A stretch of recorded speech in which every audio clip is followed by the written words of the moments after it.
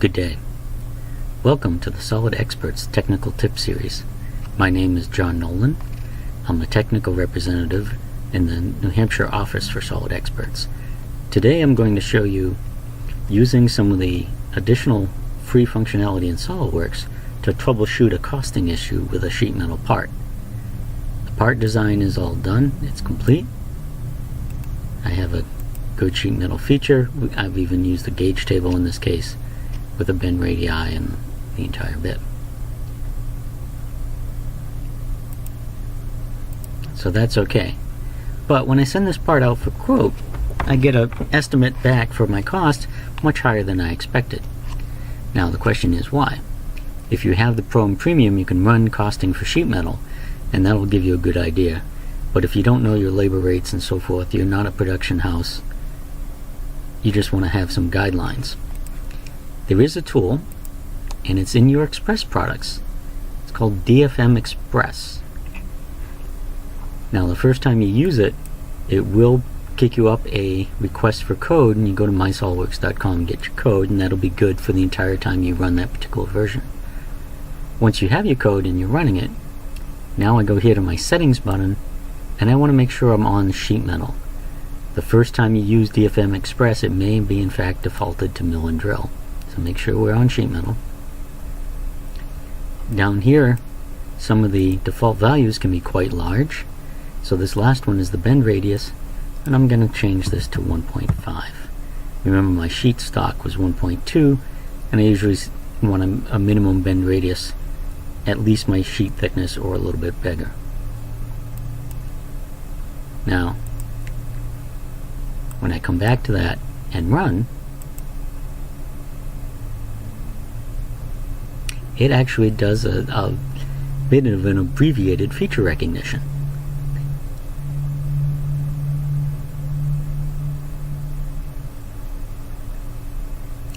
And it gives me a quick point up.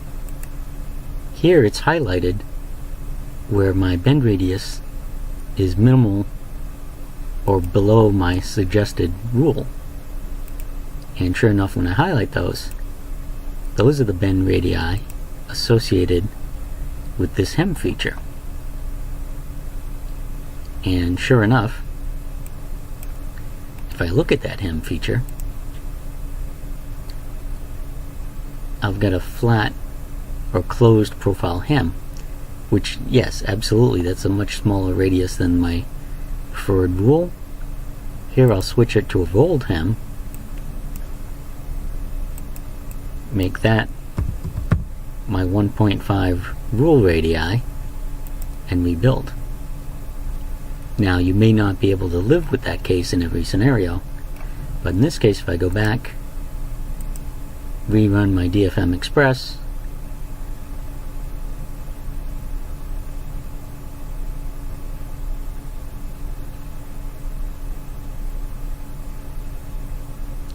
now all my rules are cleared, even the bend radii. So this is just an illustration of how to take the Dfm Express tool, apply it to a sheet metal part, run your rules, and get an idea of what perhaps is driving up your purchased part expense. And it'll give you a clue as to what features you may want to edit to adjust for that expense. How do you develop sheet metal rules? You can find them on the web if you do a search for some of your design guidelines. Certainly go to your vendor if they offer it and on their website. Also, the Society for Manufacturing Engineers has several good textbooks on the basic sheet metal forming technologies, press brakes, air bending, and so forth. This has been your Solid Experts technical tip for August. Thank you for your time and attention. Good day.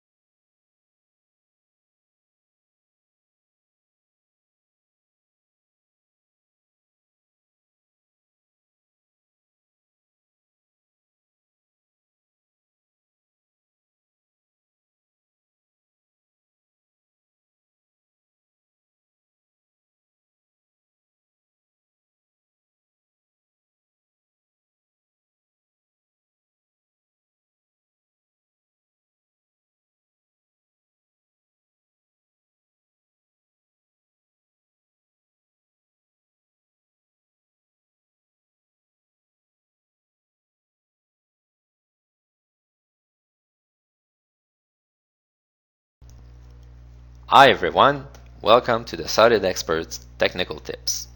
My name is Alain Provost, and today, for SolidWorks 2017, we'll go into the sheet metal world. So, a new function that's been improved in SolidWorks this year is the corner relief function.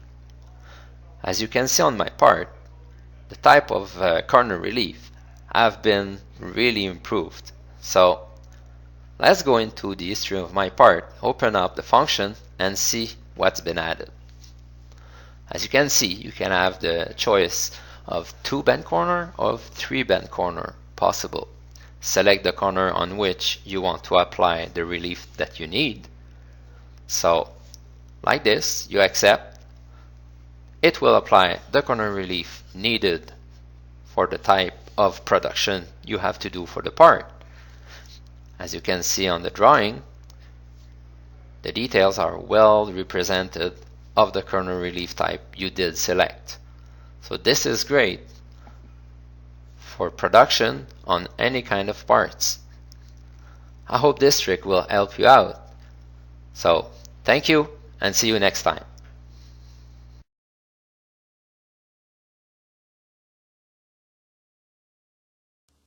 Hi and welcome to the Solid Expert Tech Tip. My name is Daniel No, and today I'll be showing you how to display the sheet metal gauges in drawings.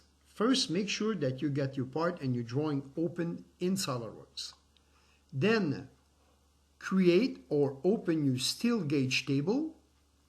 Don't forget that all the gauges that you're going to create in that table must be set from the smallest to the biggest thickness in that order.